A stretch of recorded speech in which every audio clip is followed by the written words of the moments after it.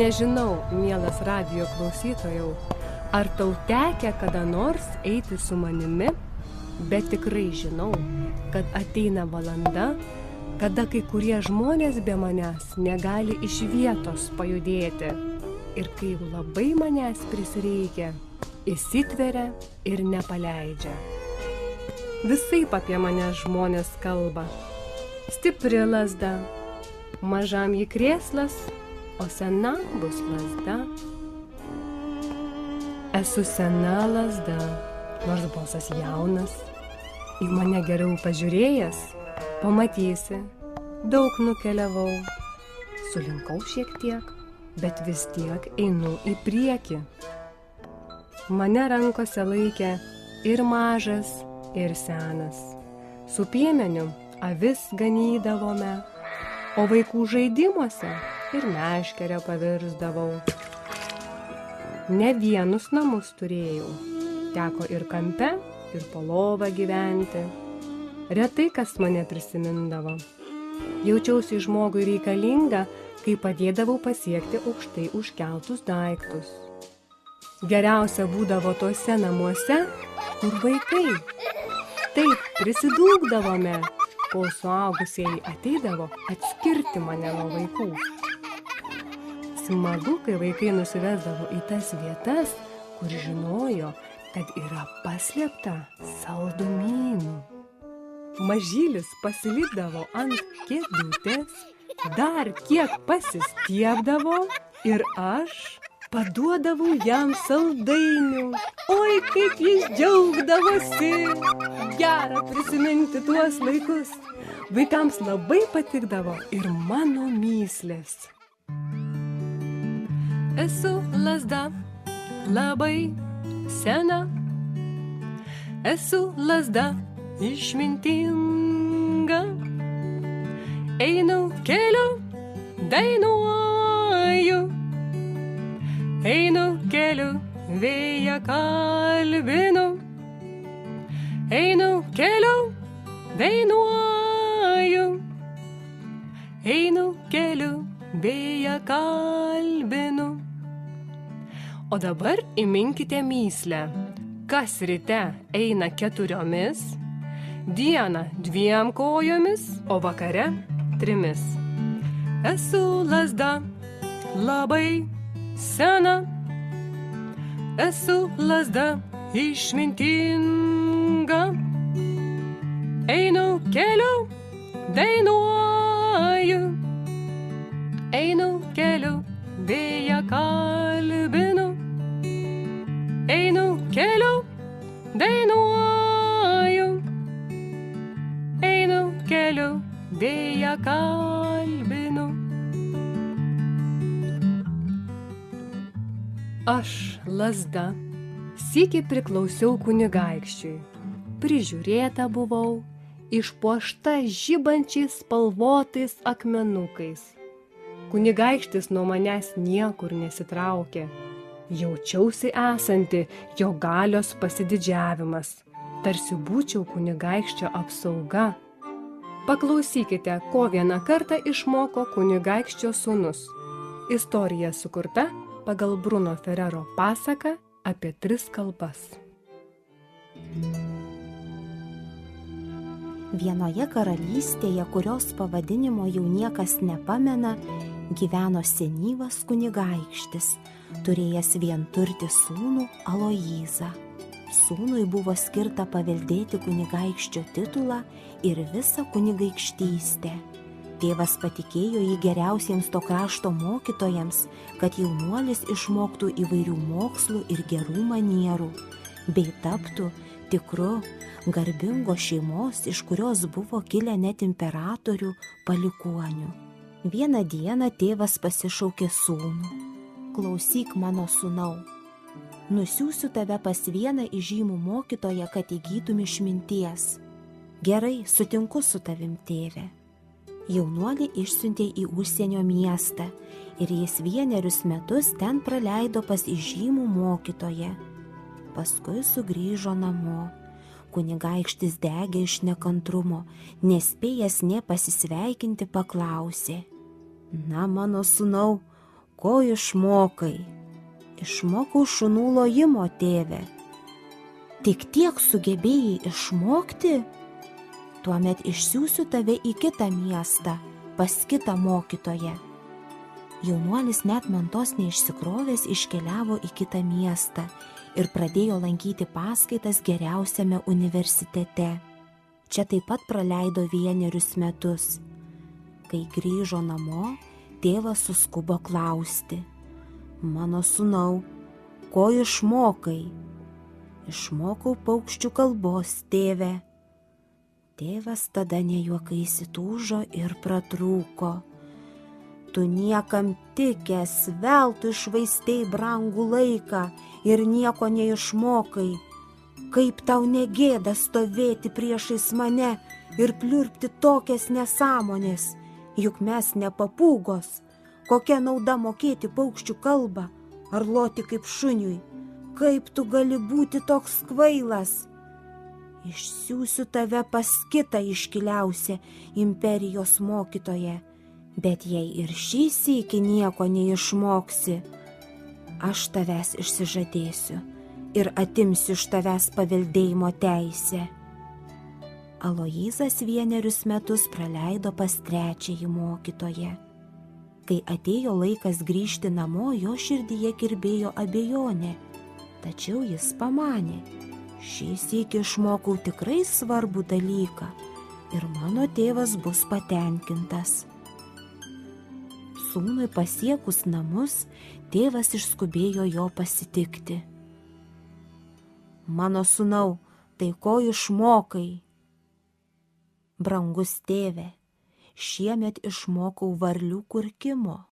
Tėvas užsidegė pykčiu, sumosavo rankomis, sušaukė visą dvarą ir paskelbė: Šis jaunuolis daugiau nėra mano sūnus, aš jo išsižadu. Kunigaikščio sūnus pasiėmė lazdą, sausos duonos kriaukšlelį ir paliko tėvo rūmus. Taip jaunuolis pradėjo išminties kelionę. Priėjęs nepažįstamą pilį pasiprašė nakvynės. Pilies šeimininkas sutiko užleisti jaunuoliui vietą senajame bokšte. Tačiau įspėjo jaunuolį: gresia pavojus tavo gyvybei, nes tenai bokšte gyvena gauja laukinių šunų, kurie be paliovos loja, kaukia, o tam tikrą valandą jiems prireikia žmogaus, į kurį kaipmat įsikimba dantimis. Lazda jaunuoliui kuo tyliausiai pasakė: aš tau padėsiu, ženk į priekį. Aloyzas neišsigando ir paprašė šeimininko: leiskite man eiti pas šunis, tik duokite kokio nors ėdesio, ką galėčiau jiems numesti, man jie nieko nepadarys. Jaunuoliui įžengus vidun šunys liovėsi loję, apsupo jį vizgindami uodegas ir sveikindami suėdė tai, ką jis jiems davė. Kitą rytą visų nuostabai jis pas pilies šeimininką atėjo gyvas ir sveikas ir tarė: šunys man savo kalba paaiškino, kodėl jie gąsdina visą apylinkę. Jie yra užkerėti, privalo sergėti didžiulį lobį paslėptą bokšto rūsyje ir nenurims, kol lobis nebus iš tenai iškeltas. Šiuos žodžius išgirdę žmonės nudžiugo, o pilies šeimininkas prižadėjo, kad jaunuolį įsisūnys, jei šį darbą atliks iki galo. Aloyzas vėl nužingsniavo į bokštą, o kadangi žinojo, ką reikia daryti, ėmėsi tinkamų veiksmų ir į dienos šviesą išvilko aukso pilną skrynę. Nuo tada daugiau niekas nebegirdėjo laukinių šunų lojimo. Pasipuošęs smagus, kunigaikštis šaunus, saulės karštį šešėlių kaskado. Jojo priekin žvaliai ir dainavo linksmai, jis ieškojo šalies Eldorado,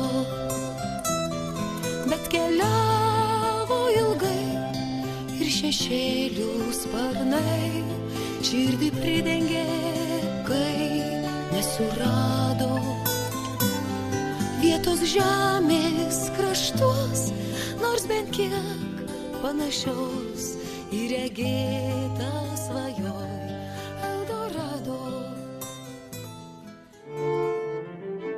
Praėjus kuriam laikui, Aloyzas panoro nuvykti į imperijos sostinę. Jam atvykus į sostinę, žmonės aplinkui verkė, skambėjo gedulo varpai. Ta dieną buvo miręs imperatorius. Žirgų prižiūrėtojai, ginklanešiai, pasidabinę margaspalviais rūbais ir nešini žvilgančiais ginklais, lydėjo iš visos imperijos atvykusius princus rinkti naujojo valdovo. Buvo labai sunku surasti kandidatą. Jis turėtų būti išmintingas, narsus, mokėtų valdyti. Galiausiai nusprendė, kad išrinks imperatoriumi tą, kuriam bus duotas stebuklingas ženklas. Vos tik priėmė šį sprendimą, į aikštę įžengė Aloyzas, o jam iš rankų iškrito lazda ir krisdama nubaidė balandžius.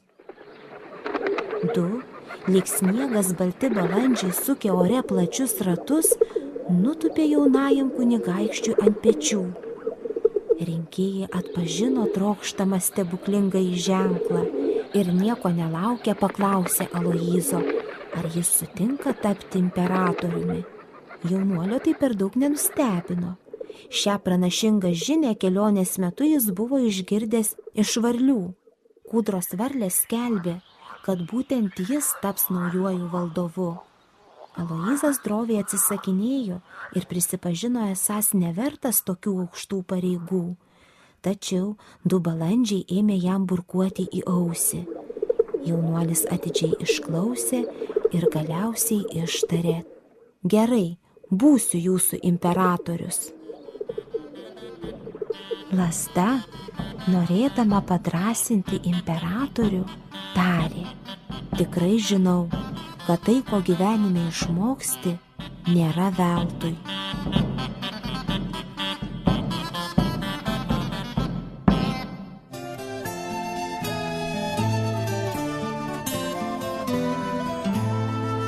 Už mėnulio kalnų ir jos slėnių tamsių, žemiau saulės šešėlių kaskadų, jog į priekį žvaliai jam atsakė tasai: "Jei tu ieškai šalies Eldorado."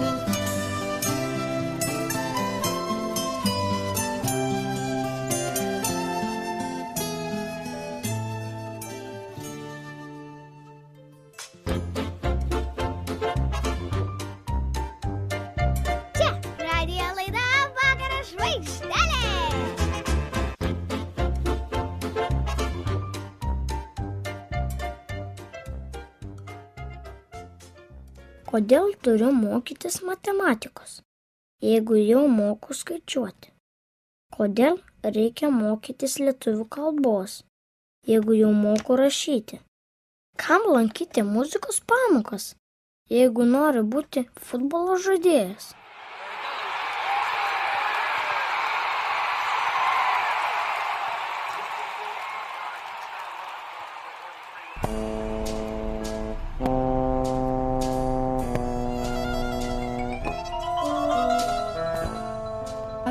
Lazda. Manau, kad dalykai, kurie tau dabar atrodo nereikalingi ir nereikšmingi, tikrai tau pravers ateityje. Paklausiu vaikų, ko labiausiai vaikai norėtų išmokti. Aš labai norėčiau išmokti naudotis visomis pasaulio operacinėmis sistemomis, kaip Android, Windows, iOS. Kad visą to išmokčiau, aš turiu dabar skaityti apie tai, naudotis tais prietaisais ir gerai mokytis. Aš galėsiu kurti filmus savo, galėsiu kurti paveiksliukus savo, galėsiu kurti muzikos failus, galėsiu prezentacijas kurti. Man dabar yra 10 metų. Mano vardas Mantė, Labai norėčiau išmokti gyvenime piešti gražiai. Kad kai piešiu ant popieriaus lapo, kad tai atrodo tikroviškai. Aš norėčiau išmokti gražiai piešti, lankyti kokį dailės būrelį ir dar norėčiau išmokti groti kokiu dar muzikos instrumentu kaip gitara. Gitara reikia daug groti, labai norėti tą daryti, treniruotis ir reikėtų turėti gerą mokytoją, kad viską padėtų daryti. Mano tėtis taip sako, kad jeigu moki groti smuiku, tai su visais kitais instrumentais bus labai lengva groti ir išmokti groti. O ką reikia daryti, kad išmoktum piešti? Reikia turėti užsispyrimą, kad jeigu kas nors nepavyks, vis tiek pieši ir dar kartą pieši ir nenuleisi rankų ir pieštuko. Ir reikia irgi taip turėti gerą mokytoją irgi, kad galėtų irgi pamokyti visokiom technikom piešti ir kad taip nebūtų vienam labai sunku. Ir jeigu iškils kokių problemų ar klausimų, kad galėtų padėti.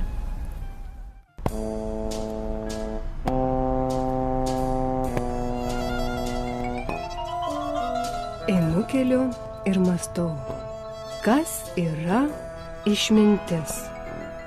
Kas man galėtų atsakyti į šitą klausimą? Matau, eina žmogus. Labą dieną, ar galėčiau su jumis pasikalbėti? Sveiki, galim pakalbėti. Aš esu vienuolis, Pijus, esu dominikonas. O aš Lazda. Norėčiau sužinoti, kas yra išmintis. Išmintis susideda iš 3 dalių. Tai pirmiausia protingumas, paskui yra žinios ir trečia yra sukaupta gyvenimo patirtis. Tai kai visą tai sudedi į vieną, tada, manau, galima sakyti, tai yra išmintis. Vaikas sugeba užduoti labai tobulą paprastą klausimą. Mama, kodėl yra debesis? Ir mama, nežino net ką atsakyti, nes tai yra toks paprastas, toks protingas klausimas ir atsakymas taip pat turėtų būti labai protingas. Tai suaugusiuosius labai dažnai šokiruoja vaikų tokie tikrai protingi, dažnai netgi tobuli klausimai, kad suaugęs net nežino ką atsakyti. Esu lietaus lašelis, už tai aš gyvenu. Turiu aš debesėlį ir jį labai myliu. Skrendu, kur pučia vėjas, kojytėm tabaluoju. Kai sutinku broliuką, linksmai jam pamojuoju. Skrendu, kur pučia vėjas, kojytėm tabaluoju. Kai sutinku broliuką, linksmai jam pamojuoju.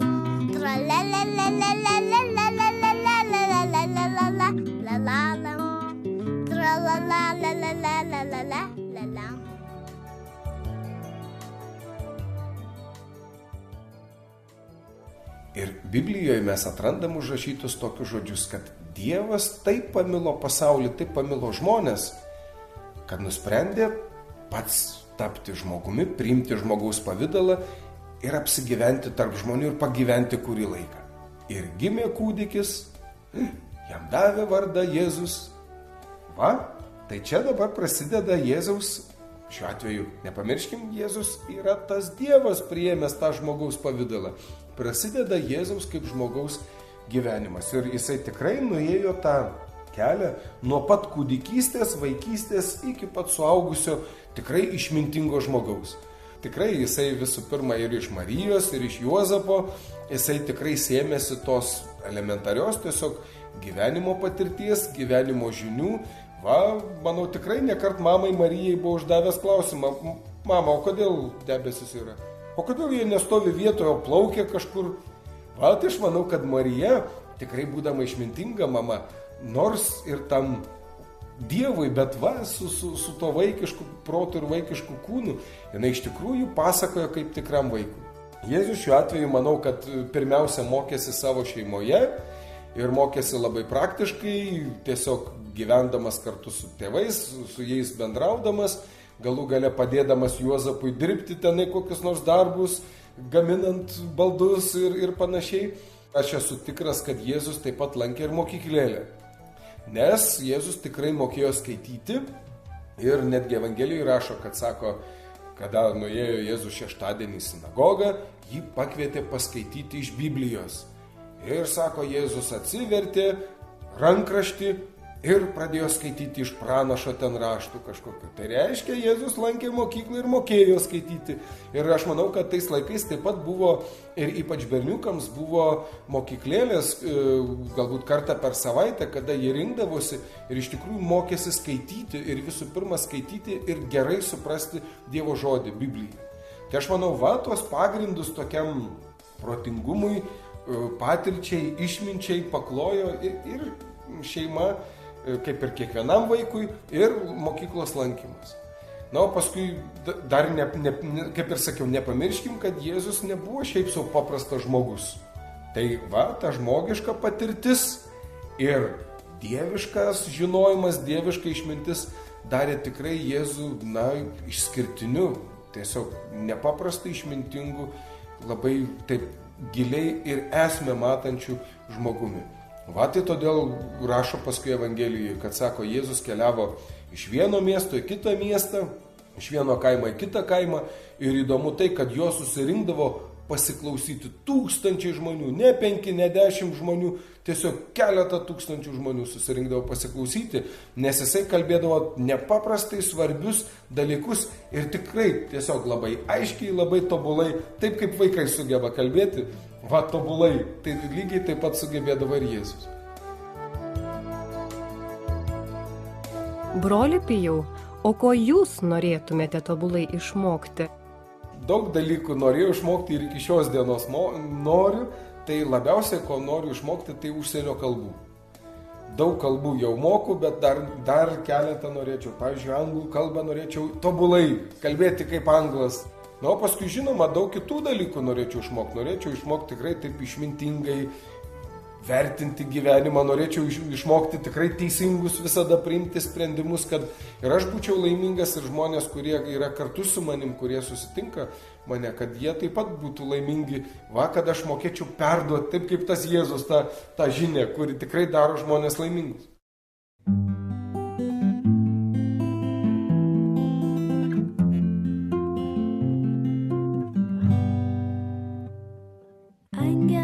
Šią giesmę gieda danguje, avinėli tau garbė.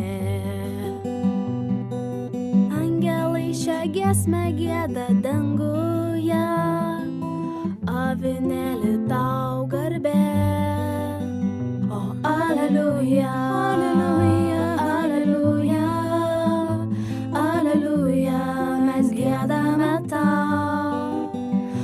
Alleluja, alleluja, alleluja, alleluja, mes giedame tau. Angelai šią giesmę gieda danguje, avinėli tau garbė. Angelai šią giesmę gieda danguje, avinėli tau garbė. Alleluja, alleluja, alleluja, alleluja, mes giedame tau. Alleluja, alleluja, alleluja, alleluja, mes giedame tau. Mes giedame tau. Alleluja, alleluja.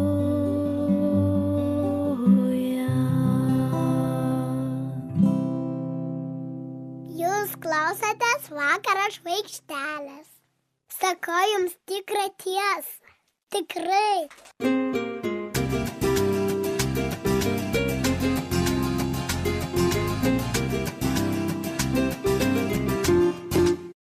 Atsigūžęs kampe, televizorių šneka, mano lango veide vėl lietus, šlapio miesto gatve, upeliu bėga natos, laukia laiško delčia iš rudens, ir dainuos melodiją vėjas, vėl į kampą sušlavęs lapus, ir neliks, kas taip smarkiai skaudėjo, nebebus. Rugiuose pasiklydusi vasara susikrovė lagaminus. Aplankyk, kada tik galėsi, neužtruk.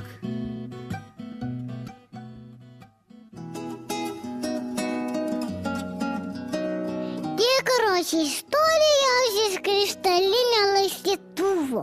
Tikrai. Tikrai?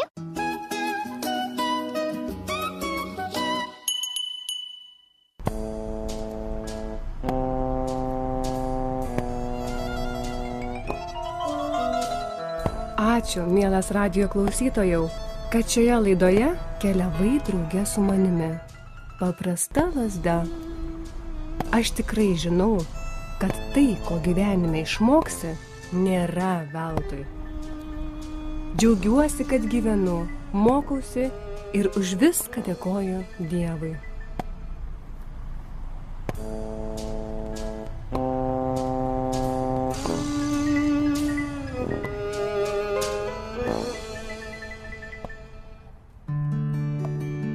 Esu lazda labai sena, esu lazda išmintinga. Žinau tikrai, kas dirba, kas netingi, tam pildosi svajonės. Žinau tikrai, kas dirba, kas netingi, tam pildosi svajonės. Esu lazda labai sena, esu lazda išmintinga.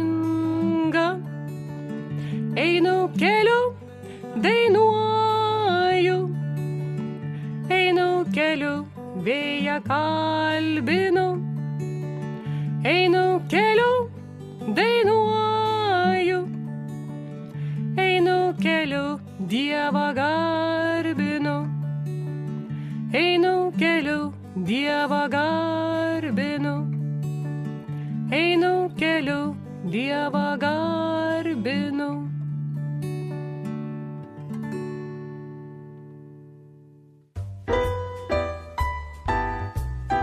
Aš labai norėčiau išmokti naudotis visomis pasaulio operacinėmis sistemomis, kaip Android, Windows, iOS.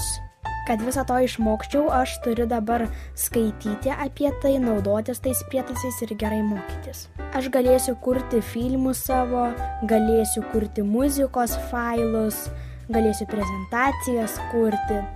Man dabar yra 10 metų.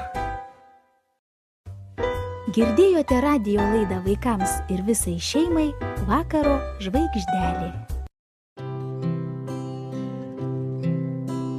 Meilė kantri, meilė maloninga, niekam nepavydi, neieško sau naudos.